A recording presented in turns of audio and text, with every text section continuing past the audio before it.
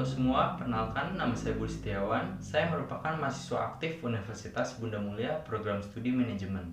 Di video ini saya ingin membagikan kegiatan positif produktif serta sedikit membahas mengenai COVID-19. Menurut WHO, COVID-19 merupakan penyakit menular yang disebabkan virus corona. Sedangkan virus corona merupakan kelompok virus menular pada hewan atau manusia. Jadi COVID-19 dan virus corona adalah dua hal yang berbeda. Virus corona merupakan objek virusnya, sedangkan COVID-19 adalah penyakit yang disebabkan oleh virus corona. Selanjutnya, menurut WHO, virus corona ini bisa berasal dari hewan, yaitu kelelawar, dan juga bisa berkemungkinan dari terenggiling. Namun, tidak sedikit orang yang berteori atau berkonspirasi mengenai asal-muasal virus ini. Menurut hasil pencarian saya di internet, ada banyak orang yang mengatakan bahwa virus ini merupakan senjata biologis. Ada juga orang yang mengatakan bahwa virus ini muncul sebagai dampak dari jaringan 5G. Ada juga yang mengatakan bahwa virus ini dibuat oleh Bill Gates. Dan juga ada beberapa teori atau konspirasi lainnya. Nah, menurut saya, kita harus berpikiran dingin dan tidak boleh langsung percaya terhadap teori tersebut. Karena kita juga belum tahu kebenarannya seperti apa. Dalam rangka mengurangi jumlah peningkatan pasien positif corona, banyak negara yang menerapkan lockdown. Di Indonesia sendiri, lockdown tidak diterapkan. Namun, ada program pemerintah yang serupa dengan lockdown, yaitu PSBB atau pembatasan sosial berskala besar. Mekanisme PSBB ini serupa dengan social and physical distancing, di mana segala aktivitas di khalayak ramai akan dibatasi agar jumlah peningkatan pasien positif dapat berkurang. Berkaitan dengan PSBB, masih banyak dari masyarakat kita yang tidak mengikuti aksi di rumah aja. Seperti para tenaga medis yang rela keluar rumah untuk merawat pasien positif corona. Maka dari itu, saya melalui video ini mengucapkan banyak terima kasih kepada para tenaga medis. Selain itu, ada juga beberapa profesi yang terpaksa keluar rumah untuk mencukupi kebutuhannya, seperti driver ojek online. Namun, tidak sedikit juga dari kita yang bisa dan berkesempatan untuk mengikuti aksi di rumah aja. Maka dari itu, melalui video ini, saya ingin membagikan kegiatan positif produktif yang bisa kita terapkan selama di rumah aja. Adapun kegiatan-kegiatannya sebagai berikut.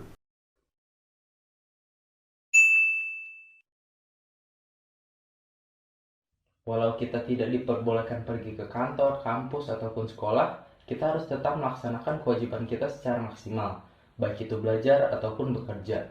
Biasanya perusahaan atau institusi pendidikan memiliki platform masing-masing dalam menjalankan work from home atau online learning-nya. Di kampus saya sendiri, kami menggunakan website atau portal.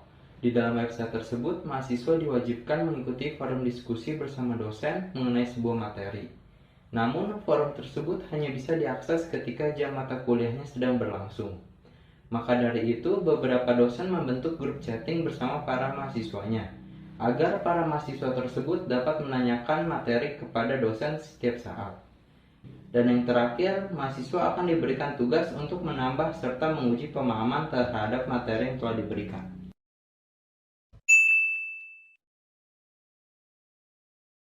Karena kita hanya beraktivitas di dalam rumah, dapat dipastikan tubuh kita kurang bergerak. Maka dari itu, saya sangat menyarankan untuk kita dapat berolahraga setidaknya 10-30 menit per hari. Kita sebaiknya berolahraga di dalam rumah ataupun di sekitar rumah apabila rumah kalian tidak termasuk zona merah COVID-19. Jenis olahraga yang dapat dilakukan juga banyak. Salah satunya dengan mendownload aplikasi Virtual Personal Trainer. Aplikasi tersebut menyuguhkan kita berbagai jenis latihan ataupun workout, mulai dari sit up, push up, plank, dan lain-lain. Menjaga kesehatan pada saat kondisi seperti ini sangatlah penting.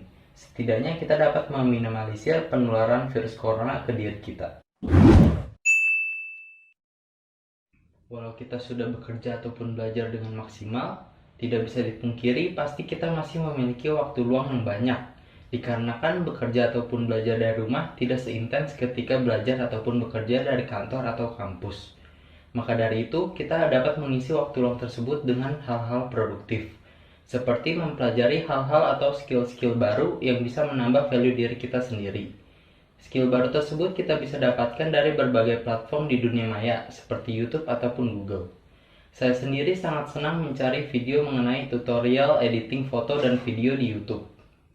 Salah satu skill baru yang saya dapatkan mengenai video editing adalah color grading. Saya dapat menggrading video menjadi monochrome color, vintage color, California color, dan lain-lain.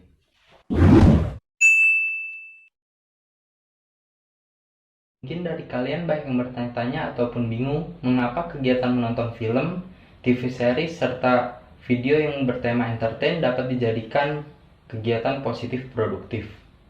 Sebenarnya kegiatan ini lebih kepada merefresh pikiran serta mental kita dari berita-berita yang mengerikan mengenai corona. Tapi kita juga bisa menjadikan kegiatan ini menjadi produktif. Semisal dengan menonton film, TV series, ataupun video yang bertema entertain, produksi luar negeri tanpa subtitle. Secara tidak langsung, kita bisa menambah serta mengasah kemampuan bahasa asing kita.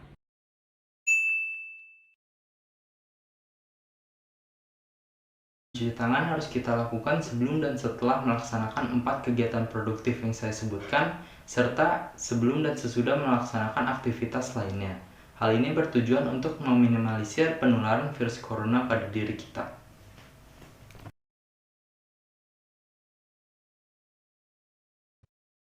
Mungkin hanya itu kegiatan positif produktif yang bisa saya bagikan.